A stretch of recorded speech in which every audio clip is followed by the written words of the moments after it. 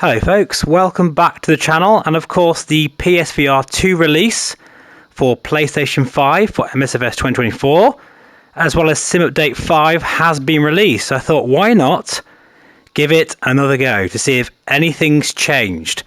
Now if you see my other videos, you'll see that I have been quite critical in places, and rightly so, because if we don't criticise and give Asobo feedback, it won't get better. So these are the graphics. You don't get a lot of options here, but obviously that makes sense. It's a closed platform, so not a lot to fiddle around with.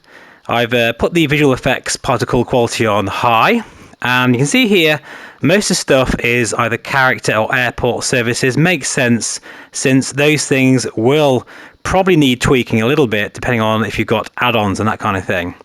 But yeah, this is, as I say, the official release of the PSVR 2 for PlayStation 5 for this sim, and I think it has to be said once again that this is a massive deal for the gaming industry as a whole and for VR as a whole. The fact they've managed to put this on this platform is just absolutely mind-blowing, and quite brave, I must say, of Sony to actually, you know, put this on their platform, even though it doesn't really run like perfectly smooth. But anyway, so I've just been messing around here. I've done a little bit of flying. There we go. And has things changed? Well, no, not really. It's still very blurry, still very shimmery, unfortunately. The resolution is... I've never seen a resolution downsampled this much before. And it's just simply because this is such a tall order to be able to put this fully fledged flight simulator on a console anyway, in 2D mode, let alone in VR. I think it was just a step too far in some ways, but they've done it anyway, and I have to applaud them for that. It's quite an amazing achievement. It's a big deal, it really is. And, you know, coming from it from a perspective of someone who's probably never tried a flight sim before in VR, you are going to be blown away. You absolutely are going to still be blown away with this.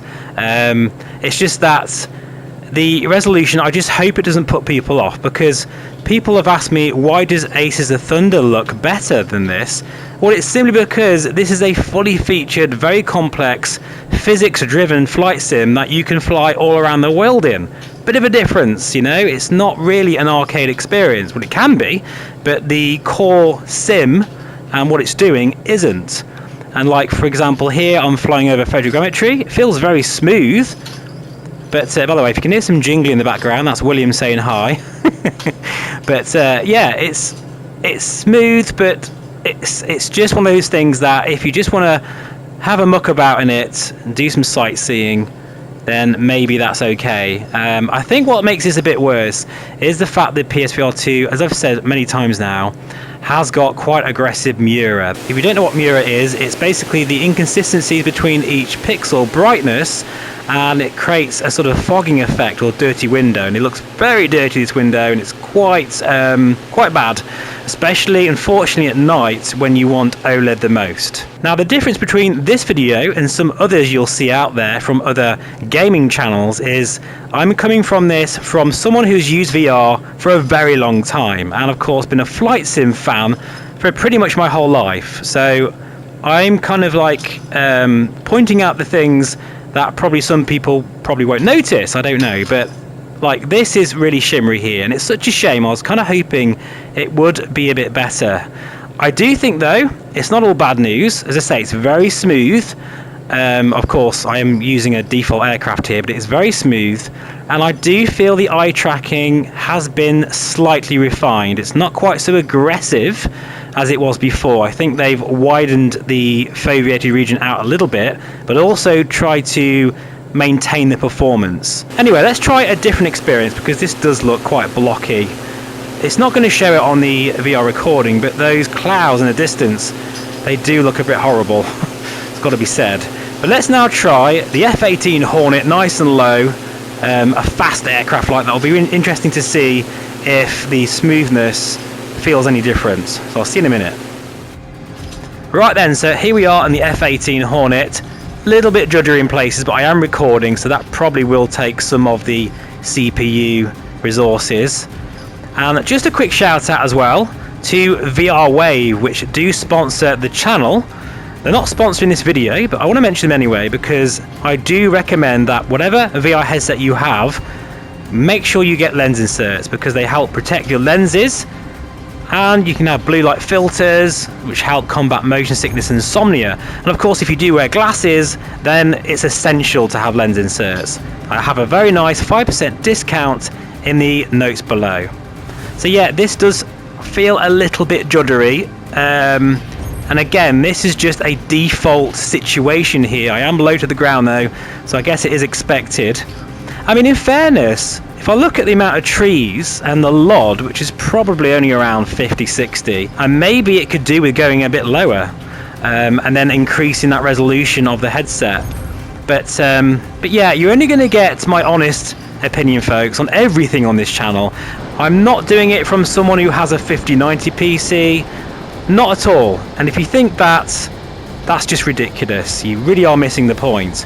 But when it's all said and done, the fact that Asobo has decided to include the entire sim with this release, not just a portion of it as a sort of VR experience, but the entire sim, I think is absolutely mind-blowing, and it's a huge milestone on its own. It really is, regardless of what I think and everything. And I'm sure for a lot of people out there, especially if you've never used VR before, as I say, this is going to be an amazing experience because the VR thing is still there. I'm still inside this cockpit.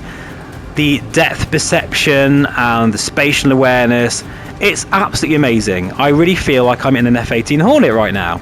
Although really, I'm on the sofa, surrounded by dogs, which to be fair, is a massive plus point for using the PlayStation VR2.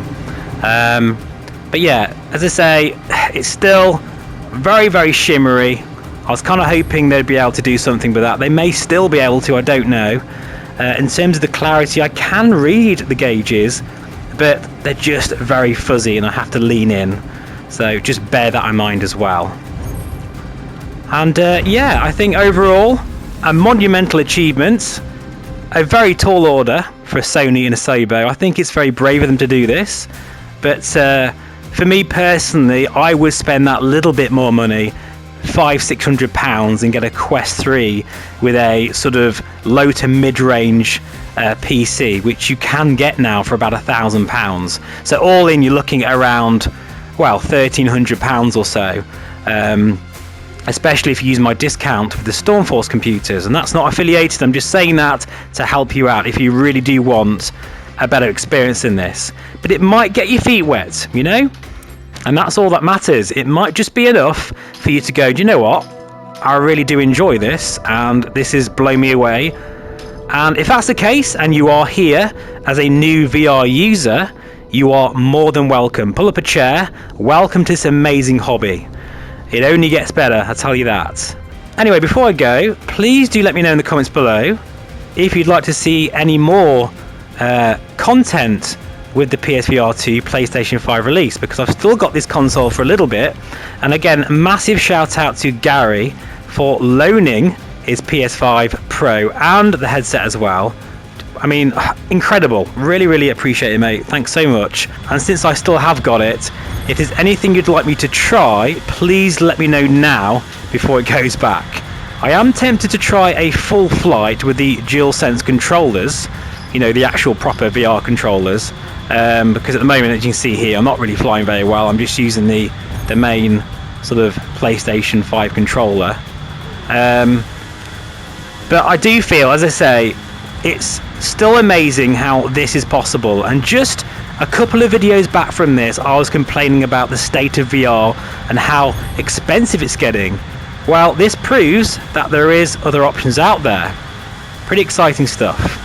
Anyway, I think that will do for this video. Thanks for watching. Please feel free to subscribe, and I'll see you again very soon. From me and William, take care and bye for now.